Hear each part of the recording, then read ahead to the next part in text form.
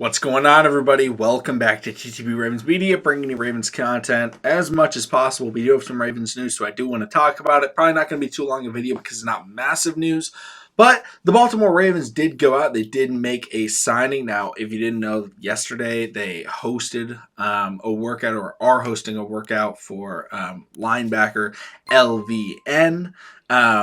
If you want to, hear me talk about that, let me know. I can probably put out a video on it tomorrow. The Ravens also signed Melvin Gordon, another player where it's like, if you want me to talk about it, I can absolutely do it. But the Ravens ended up signing Arthur Maulet today, a cornerback from the Pittsburgh Steelers. Now, he's been in the NFL since 2017. He's played for the Saints, the Colts, the Jets, and most recently the Pittsburgh Steelers. And he has played. But the biggest thing, I don't want to get anybody's hopes up. This isn't a massive signing. Unlike, maybe another cornerback signing that happened today. Marcus Peters, shout out to him. He ended up going to the Las Vegas Raiders. Almost said Oakland. Ended up going to Oakland.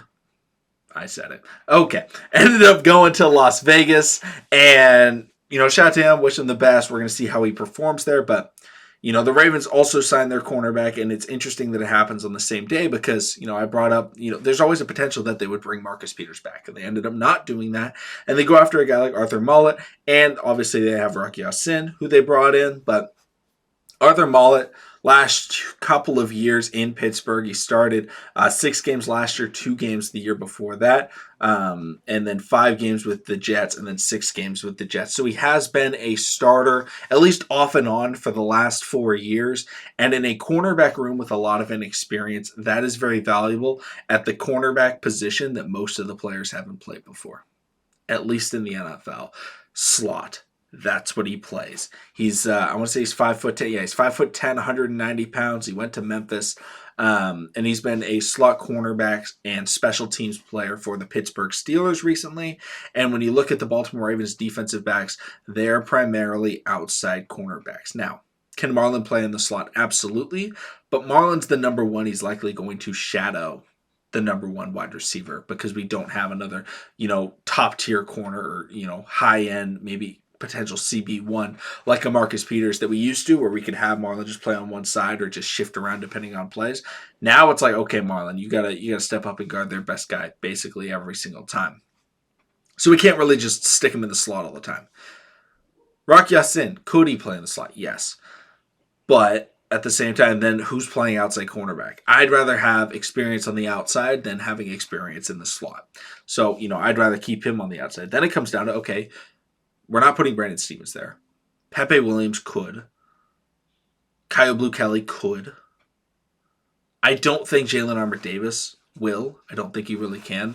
And then you have the other guys like Mullen and the other back-end depth cornerbacks that could potentially be there. But bringing in somebody that, at least has experience, and maybe he's not the starter. I don't expect him to be a starter for Baltimore. But having someone that knows the position to help out the younger guys, especially this offseason training camp, which first, full team practice is on Tuesday, I believe, for the Baltimore Ravens. They've had the rookies practicing, so, training camp has started, but getting someone in the building that has played the position for a few seasons, knows how to do it, has gotten interceptions, has had a little bit of success, not a ton of success, but he's made a career in the NFL. He's played for 5 years, which is more than the average person does in the NFL. So I would say he's successful in that. And he's going to be able to help out the younger guys and learn and see if they're able to take over. And if they can't take over right away, we do have him as a special teams guy because we know that John Harbaugh loves special teams. And they love experience on special teams, and they will keep players just for special teams. Look at Justice Hill. That's the best example. Look at Chris Moore a few seasons back. He was always kept for special teams. He was always a cut candidate. Every training camp, Chris Moore could get kept, but the special teams.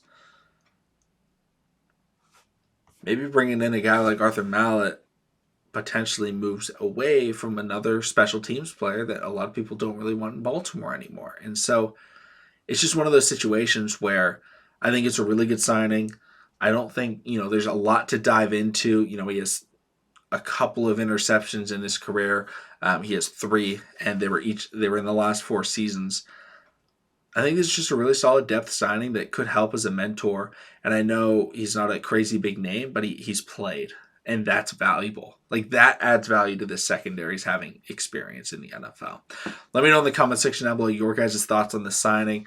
Make sure to let me know if you have any other topics you want me to talk about, whether it's NFL, whether it's NBA, MLB, I guess college sports. I can talk about that as well. But thank you all so much, and I'll see all of you again next time.